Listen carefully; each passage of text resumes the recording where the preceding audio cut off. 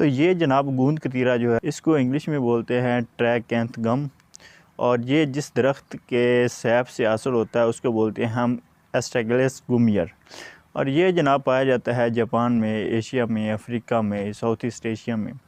تو اس میں اگر اس کی غذائی افادیت کی بات کی جائے تو اس میں کیلشیم پایا جاتا ہے، فائبر سے یہ بھرپور ہوتا ہے، اس کے علاوہ اس میں پروٹین بھی پائی جاتی ہے۔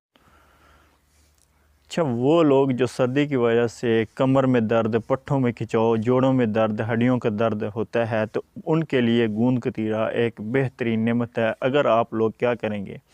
کہ گوند کتیرا استعمال کریں گے تو اس سے آپ کی ہڈیوں، کمر درد، جوڑوں کا درد اور ٹانگوں کے درد سے آپ کو ریلیف ملے گا۔ سردی کی وجہ سے ہوتا ہے کہ جب